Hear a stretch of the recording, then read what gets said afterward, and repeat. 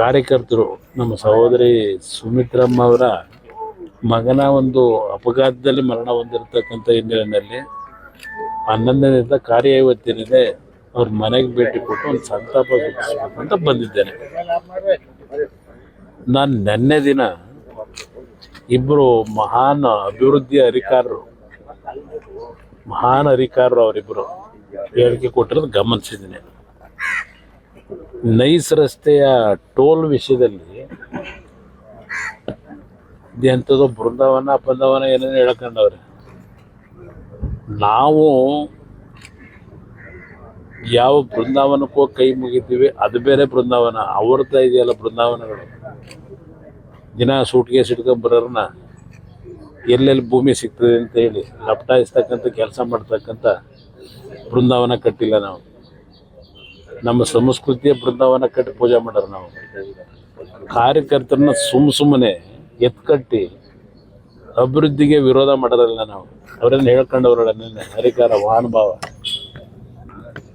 ಯಾವ ನೈಸ್ ರಸ್ತೆನಲ್ಲಿ ರೈತರ ಭೂಮಿನ 20 ವರ್ಷದಿಂದ ಅಕ್ವೈರ್ ಮಾಡಿ ದುಡ್ಡು ಕೊಡದೆ 20 ವರ್ಷ ಆಗಿದೆ.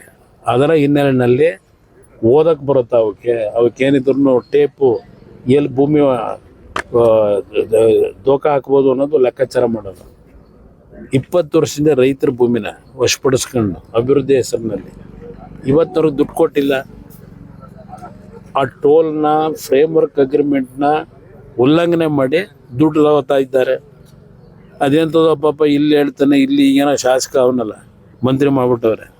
ಇದೆಂಥದ್ದು ಕುಮಾರಸ್ವಾಮಿ ಹೋಗಿ ಕೇಂದ್ರ ಸರ್ಕಾರದ ಮುಂದೆ ಅರ್ಜಿ ಕೊಟ್ಬಿಟ್ಟು ಟೋಲ್ ನಿಲ್ಲಿಸ್ಬೇಕಂತೆ. ಏನಾದರೂ ಗೊತ್ತಿದೆಯಾ? ಓದ್ತಾರ? ಸಬ್ಜೆಕ್ಟ್ ಗೊತ್ತಿದೆಯಾ? ಆ ರಸ್ತೆ ಕರ್ನಾಟಕ ರಾಜ್ಯ ಸರ್ಕಾರಕ್ಕೆ ಸೇರಿರ್ತಕ್ಕಂಥ ರಸ್ತೆ. ಅದು ನ್ಯಾಷನಲ್ ಹೈವೇಗೆ ಸೇರಿರೋ ರಸ್ತೆ ಅಲ್ಲ ಅದು. ಇಲ್ಲಿ ಆ ಟೋಲ್ನ ಇಲ್ಲಿವರೆಗೆ ಕಲೆಕ್ಟ್ ಮಾಡಿರೋದೇ ದೊಡ್ಡ ಅಕ್ರಮ. Day ಒನ್ನಿಂದ collect ಮಾಡಿರೋದೆ. 2016ರಲ್ಲಿ ಇದೇ ಜಯಚಂದ್ರ ಅವ್ರನ್ನ ಸದನ ಸಮಿತಿ ಅಧ್ಯಕ್ಷರು ಮಾಡಿ ರಿಪೋರ್ಟ್ ಕೊಟ್ರಲ್ಲ. ಏನು ಕೊಟ್ಟಿದ್ದಾರೆ ರಿಪೋರ್ಟು? ಸ್ವಲ್ಪ ಟೈಮ್ ಇದ್ರೆ ಓದಿ ಏನಿದೆ ಅಂತೇಳಿ. ಅವತ್ತೇ ಹೇಳಿದ್ದಾರೆ ಆ ಟೋಲ್ನ ಕಲೆಕ್ಷನ್ ಇಲ್ಲಿವರೆಗೆ ಕಲೆಕ್ಷನ್ ಮಾಡಿದ್ರೆ ಸರ್ಕಾರ ವಸೂಲಿ ಮಾಡಬೇಕು, ಟೋಲ್ ಕಲೆಕ್ಷನ್ ನಿಲ್ಲಿಸಬೇಕು ಅಂತ 16ರಲ್ಲಿ ಕೊಟ್ಟರು. ಸದನ ಸಮಿತಿ ರಿಪೋರ್ಟು ಇವತ್ತವರೆಗೆ ಇಂಪ್ಲಿಮೆಂಟ್ ಮಾಡಲಿಲ್ಲ. ಮೊನ್ನೆ 27ನೇ ತಾರೀಕು ಜುಲೈ ತಿಂಗಳು ಒಂದು ಆದೇಶ ಬಂದಿದೆ ಸುಪ್ರೀಂ ಹೈಕೋರ್ಟಿಂದ ಡಬಲ್ ಬೆಂಚಲ್ಲಿ. ಇಲ್ಲಿವರೆಗೆ ಮಾಡಿರ್ತಕ್ಕಂಥದ್ದು ಎಲ್ಲ ಅಕ್ರಮ. ಇದು ಕರ್ನಾಟಕ ರಾಜ್ಯದ ಇತಿಹಾಸದಲ್ಲಿ ಇಂಥ ಒಂದು ಕೆಟ್ಟ ಹಗರಣ ನೋಡ್ಲಿಕ್ಕೆ ಸಾಧ್ಯ ಇಲ್ಲ. ಇದ್ರ ಮೇಲೆ ಸರ್ಕಾರ ತಕ್ಷಣ ಕ್ರಮ ತೆಗೆದುಕೋಬೇಕು. ಟೋಲ್ನ ವಸೂಲಿ ಮಾಡ್ತಿರೋದು ನಿಲ್ಲಿಸಬೇಕು. ಇನ್ನು ಏನು ಮಾಡ್ತಿದೆ ಸರ್ಕಾರ ಅಂತ ಹೇಳಿ ತೀರ್ಪು ಕೊಟ್ಟಿರೋದಲ್ಲಿ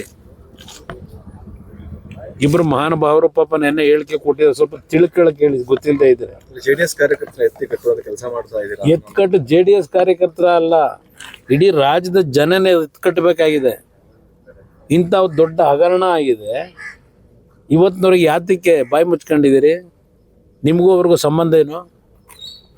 ನಾವಿರೋದು ಈ ರಾಜ್ಯದಲ್ಲಿ, ಜನ ನಮ್ಮನ್ನು ಆಯ್ಕೆ ಮಾಡಿರೋದು, ಈ ಶಕ್ತಿ ಕೊಟ್ಟಿರೋದು.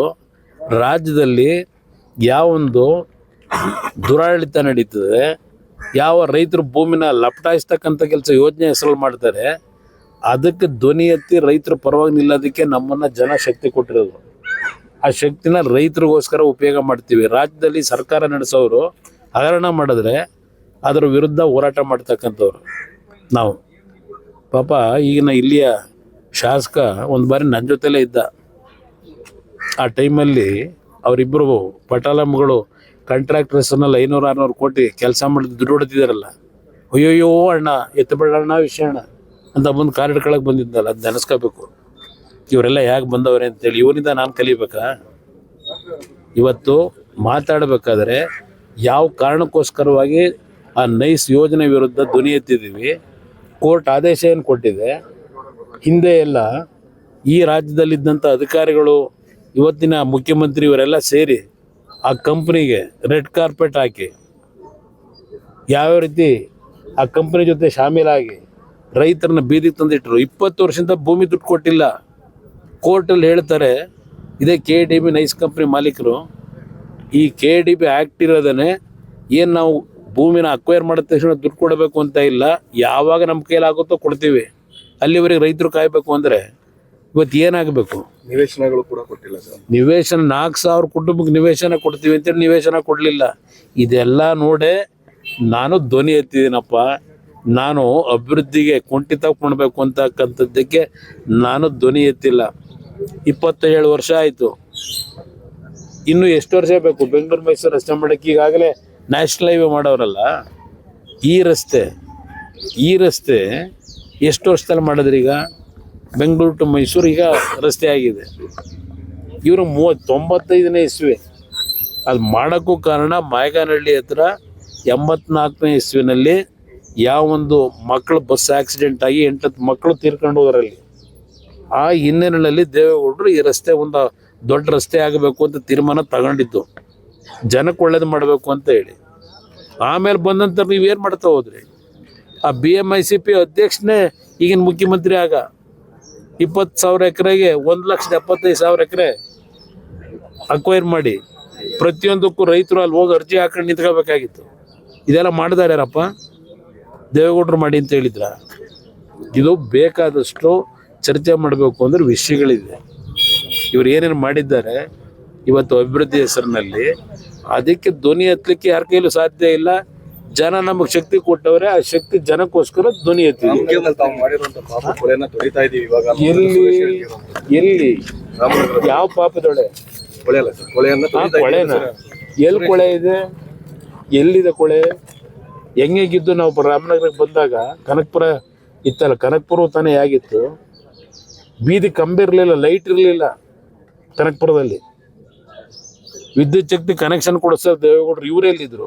ಆಗ ಅಲ್ಲಿ ಕೊತ್ವಾಲನಿಗೆ ಎಂಡ ಕೊಡೋ ಬಾಟ್ಲು ಹೊಟ್ಕೊಂಡು ಕೂತಿದ್ರು ದೇವೇಗೌಡರು ಕೆಲಸ ಮಾಡೋದು. ಆ ಕೊಳೆ ತೊಳಿಬೇಕಾಗಿದೆ. ಟೌನ್ಶಿಪ್ ವಿಚಾರವಾಗಿ ಅಧಿವೇಶನದಲ್ಲಿ ಚರ್ಚೆ ಮಾಡ್ತೀವಿ ಅನ್ನುವಂತ ಮಾತನ್ನ ಬಿಜೆಪಿ ನಾಯಕರು ನೋಡಿ. ಈಗ ನಾನು ಏನು ಆಯ್ತಪ್ಪ, ಚರ್ಚೆನೂ ಬೇಡ, ಏನೋ ಬೇಡ. ಈಗ ಅದೆಂಥದೊಂದು ಕಮಿಟಿ ಮಾಡೋರಲ್ವಾ, ಯಾರೋ ಒಬ್ಬರನ್ನ ನಿವೃತ್ತ ನ್ಯಾಯಾಧೀಶರದು ಒಂದು ಕಮಿಟಿ ಮಾಡವ್ರೆ. ಅದಕ್ಕೆ 3 ಜನ ಸರ್ಕಾರದ ಅಧಿಕಾರಿಗಳನ್ನು, ನಿವೃತ್ತ ಅಧಿಕಾರಿಗಳನ್ನೇ ನೇಮಕ ಮಾಡವ್ರೆ. ಮೊನ್ನೆ ಸಚಿವ ಸಂಪುಟದಲ್ಲಿ ಒಂದು ತೀರ್ಮಾನ ತಗೊಂಡು ಒಂದು ಕಮಿಟಿ ಮಾಡೋರಲ್ಲಪ್ಪ. ಆ ಒಂದು ಕಮಿಟಿಯ ನಾಯಕತ್ವ ಯಾರಿಗೆ ಕೊಟ್ಟವ್ರೆ? ಒಬ್ಬರು ನಿವೃತ್ತ ನ್ಯಾಯಾಧೀಶರಿಗೆ. ಆ ನ್ಯಾಯಾಧೀಶರು ಏನೊಂದು ತೀರ್ಪು ಕೊಟ್ಟರು ಹಿಂದೆ ನ್ಯಾಯಾಧೀಶರಿದ್ದಾಗ. ಯಾವೊಂದು ಈಗಲ್ ಟೌನ್ ಏನಿದೆ ಬಿಡದಿ ಹತ್ರ, ಅಲ್ಲಿ 70 ಎಕರೆ ಖರಾಬ್ ಭೂಮಿ ಆ ಒಂದು ಈಗಲ್ ಟೌನ್ನ ರಚನೆ ಆಗಬೇಕಾದ್ರೆ ಇತ್ತು ಅಂತಕ್ಕಂಥ ಹಿನ್ನೆಲೆ ಒಳಗೆ ಒಂದು ಅಂತಿಮವಾದ ನಿರ್ಣಯ, ಇದೇ ಶಿವಕುಮಾರ್ ಅವ್ರ ಮಂತ್ರಿಗಳಾಗಿ ಒಂದು ನಿರ್ಣಯ ಕೊಡಿಸೋರು ಕ್ಯಾಬಿನೆಟ್ನಲ್ಲಿ. ಎಕರೆಗೆ 12 ಕೋಟಿ ಫಿಕ್ಸ್ ಮಾಡಿದ್ರು ಅವನಿಗೆ ಕಟ್ಟು ಅಂತ ಹೇಳಿ ಆ ಈಗಲ್ ಟೌನ್ನ ಮಾಲೀಕನಿಗೆ. ಅದು 940 ಕೋಟಿ 70 ಎಕರೆಗೆ. ಅದನ್ನು ಹೈಕೋರ್ಟ್ನಲ್ಲಿ ಹೋದಾಗ ಅಲ್ಲಿ ಈಗಿನ ಏನೊಂದು ಪರಿಶೀಲನೆ ಮಾಡಿ ರೈತರುಗಳನ್ನ ಭೇಟಿ ಮಾಡಿ ಎಲ್ಲ ಒಂದು ವರದಿ ಕೂಡ ಕೇಳೋರಲ್ಲ ಈಗಿನ ಆ ನ್ಯಾಯಾಧೀಶರು. ಅವತ್ತು ಅವ್ರು ಏನು ಹೇಳಿದ್ರು? ಎಕರೆಗೆ 12 ಕೋಟಿ ಸರ್ಕಾರ ಏನು ಫಿಕ್ಸ್ ಮಾಡಿತ್ತು ಆ ತೀರ್ಮಾನನ ಎತ್ತಿಡಿದ್ರು. ಈಗ ಆ ನ್ಯಾಯಾಧೀಶರಿಗೆ ನಾನು ಕೇಳೋದು ಇಷ್ಟೇ, ಪಾಪ ಈಗ ನಿಮ್ಮ ಅಧ್ಯಕ್ಷತೆಯಲ್ಲಿ ಮಾಡೋರಲ್ಲಪ್ಪ, 10 ವರ್ಷದಿಂದ ಆ ಒಂದು ಈಗೇನು ಟೌನ್ಶಿಪ್ ಮಾಡೋದಕ್ಕೆ ರೈತರ ಭೂಮಿ ತಗೊಡಿಯಕ್ಕೆ ಹೋಗೋರಲ್ಲ, ಅವತ್ತು 10 ವರ್ಷದಿಂದ 12 ಕೋಟಿ ಫಿಕ್ಸ್ ಮಾಡಿದ್ರಲ್ಲ. ಈಗ ಹೇಳ್ತಾರೆ ನಮ್ಮ ಲೀಡ್ರು 2 ಕೋಟಿ ಕೊಡ್ತಾ ಇದ್ದೀನಿ, 2 ಕೋಟಿ ಕೊಡ್ತೀನಿ ಅಂತಾರಲ್ಲ. ಅವತ್ತು 12 ಕೋಟಿ ಫಿಕ್ಸ್ ಮಾಡಿದಿರಲ್ಲಪ್ಪ, ಎಷ್ಟು ಮಾಡ್ತೀರಿ? ಈಗ 10 ವರ್ಷ ಆಗಿದೆಯಲ್ಲ. ಅದ್ರ ಪಕ್ಕದ ಜಮೀನುಗಳಿದೆ ರೈತರದ್ದು, ಈಗ ಹೊಡಿಬೇಕು ಅಂತ ಹೊರಟಿರೋದು. ಅವತ್ತು 12 ಕೋಟಿ ನೀವೇ ಫಿಕ್ಸ್ ಮಾಡಿದ್ದೀರಿ, ಇವತ್ತು ಎಷ್ಟು ಮಾಡ್ತೀರಿ? ಆಗಿದ್ರೆ 2 ಕೋಟಿ ದೊಡ್ಡದಾ? 2 ಕೋಟಿ ಹಣ ದೊಡ್ಡದಾ ಆಗಿದ್ರೆ ಆ ನ್ಯಾಯಾಧೀಶರಿಗೆ ಹೇಳ್ತೀನಿ, ಈಗೇನು ವಹಿಸ್ಕೊತಾ ಇದ್ದೀರಿ, ಸರ್ಕಾರ ಜವಾಬ್ದಾರಿ ಕೊಡ್ತಿದೆ. ಅವತ್ತು ನೀವೇ 12 ಕೋಟಿ ಸರಿ ಅಂತ ಹೇಳಿದ್ದೀರಿ, ಈಗ 10 ವರ್ಷ ಆಗಿದೆ, ಈಗ ಎಷ್ಟು ಕೋಟಿ ಕೊಡಬೇಕು? ಸ್ವಲ್ಪ ಕೊಟ್ಬಿಟ್ರೆ ನಮ್ಮ ರೈತರ ಪರವಾಗಿ ನಿಮ್ಗೆ ನಮಸ್ಕಾರ ಮಾಡ್ತೀನಿ. Sir, D K Shivakumar CM ಆಗಿ ಸಹಿಸ್ಕೊಳಕ್ಕಾಗ್ತಿಲ್ಲ ಅನ್ನೋ ಯಾಕೆ ನನಗೆ ಅಯ್ಯೋ, ಈಗ ನೋಡಿ, ಈ ರಾಜ್ಯದಲ್ಲಿ ಎಷ್ಟು ಜನ ಮುಖ್ಯಮಂತ್ರಿಗಳಾಗಿ ಬಂದೋದ್ರು? ಅದೇನು ಮುಖ್ಯಮಂತ್ರಿ 2 ಕೊಂಬ ಐತಾ? ನಾನು 2 ಬಾರಿ ಮುಖ್ಯಮಂತ್ರಿಯಾಗಿ ಕೆಲಸ ಮಾಡಿದ್ದೀನಪ್ಪ. ಅದೇನು ದೊಡ್ಡ ವಿಷಯ? ಅದೇನು ಶಾಶ್ವತವಾದ ಜಾಗ? ಯಾತಿಗೆ ನಾನು ಹೊಟ್ಟೆ ಉರಿ ಪಡ್ಕೊಳ್ಳಿ? ಅದರಿಂದ ಏನಾಗುತ್ತೆ ನನಗೆ? ಹೊಟ್ಟೆವರಿ ಪಡೋದ್ರಿಂದ ನಾನು ಈ ರಾಜ್ಯದಲ್ಲಿ ರಾಜಕಾರಣಕ್ಕೆ ಬಂದಂತ ದಿನದಿಂದ ಎಲ್ಲಾದರೂ ಅಕ್ರಮಗಳು ನಡೆದರೆ ಅದನ್ನ ಧ್ವನಿ ಎತ್ತಬೇಕು ಅಂತಕ್ಕಂಥದ್ದನ್ನ ನಮ್ಮ ತಂದೆಯಿಂದ ಕಲ್ತ್ಕೊಂಡಿದ್ದೀನಿ. ಇವತ್ತು ಈ ರಾಜ್ಯದಲ್ಲಿ ಅಕ್ರಮಗಳು ನಡೆದಂಥ ಸಂದರ್ಭದಲ್ಲಿ ಯಾರ್ಯಾರು ಯಾವ್ಯಾವ ಥರ ನಡ್ಕೊಂಡಿದ್ದೀರಿ, ಯಾರ್ಯಾರು ಯಾವ್ಯಾವ ರೀತಿಯಲ್ಲಿ ಅವಕ್ಕೆಲ್ಲ ಬೆಂಬಲ ಕೊಟ್ಟಿದ್ದೀರಿ, ಇವತ್ತು ನಾನು ಧ್ವನಿ ಎತ್ತಿದ್ರೆ ನಿಮ್ಗೆ ಹೊಟ್ಟೆ ನೋವು ಬಂದ್ರೆ ನಾನೇನು ಮಾಡಲಿ? ಕೇಂದ್ರದಲ್ಲಿ ಕೆಲಸ ಮಾಡಕ್ಕೆ ಕಳ್ಸಿದ್ರೆ ಇಲ್ಲಿ ಬಿಡದಿಲ್ ಬಂದು ಕೂತ್ಕೊಂಡು ಮಾತಾಡ್ತಿದ್ದಾರೆ. ಕೇಂದ್ರದಲ್ಲಿ ಕೆಲಸ ಹೇಗೆ ಮಾಡಬೇಕು ಅನ್ನೋದು ಇವರಿಂದ ಕಲಿಬೇಕಾಗಿಲ್ಲ. ನಾನು ಏನು ಮಾಡಬೇಕು ಅನ್ನೋದು ಕಲ್ತಿದ್ದೀನಿ. ಇಡೀ ದೇಶದಲ್ಲಿ ಮಾತಾಡ್ತಾರೆ ಕುಮಾರಸ್ವಾಮಿ ಏನು ಮಾಡವನೆ ಅಂತ ಹೇಳಿ. ಅಲ್ಲಿ ಹೋಗಿ ಆಂಧ್ರದಲ್ಲಿ ಕೇಳಿ, ವಿಶಾಖಪಟ್ಟಣದಲ್ಲಿ ಕುಮಾರಸ್ವಾಮಿ ಕಟ್ಔಟ್ರಿಗೆ ಹಾಲು ಹಾಕ್ತಾರೆ, ಅಭಿಷೇಕ ಮಾಡ್ತಾರೆ. ಇದು ಮಾಡಿರೋ ಕುಮಾರಸ್ವಾಮಿ ಕೆಲಸ ನಿನ್ನಿಂದ ಕಲ್ತ್ಕೋಬೇಕಪ್ಪ ಯಾವ ರೀತಿ ಕೆಲಸ ಮಾಡಬೇಕು ಅಂತ ಹೇಳಿ. ಅದರಿಂದ ಈಗ ಮಂತ್ರಿ ಮಾಡೋರಪ್ಪ ಮಾಡಪ್ಪ ಕೆಲಸನ.